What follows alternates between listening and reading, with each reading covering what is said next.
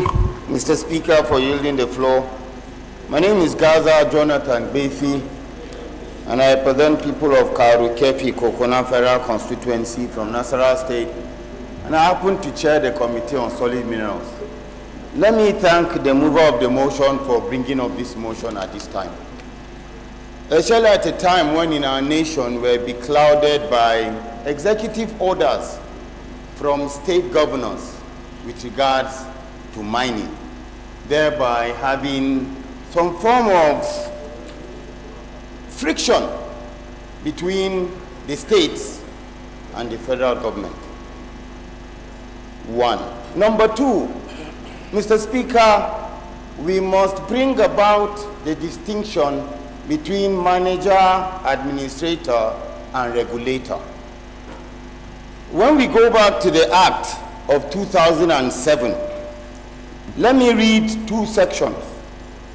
Section 96, as quoted by this motion, the requirements for registration as a buying center shall be in accordance with this Act. Now, what does the explanatory note of this Act say?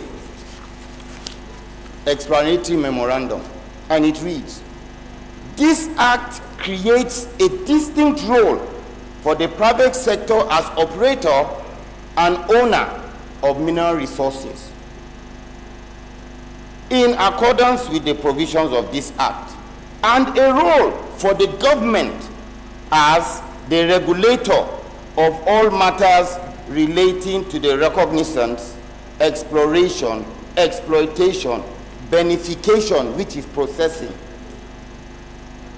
retention, transportation, transformation, sale, marketing, and other related purposes of mineral resources in Nigeria. What does this Act say in essence in relation to this motion?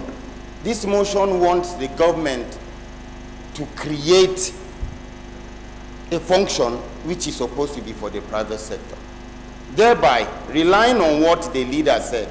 If Niger State wants to take part in the mineral sector, what they should do is go by karma, like Honorable Jimmy said, and create a private limited liability company just to support what Honorable Sada Soli said, and apply. We cannot direct, just as lawyers say, you cannot be given what you did not plead for. We do not know whether Niger State applied and were not given.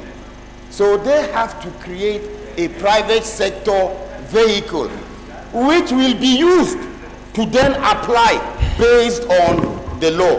And the second part, with regards to the issues between executive orders, let me use this opportunity to say there are ample opportunities through already established legal frameworks in the 2007 Act, which the state governors can rely on, like Miremco and other things. And as a matter of fact, the committee has put together a legislative agenda which we're going to present to this House and the world to take care of such gray areas and fine-tune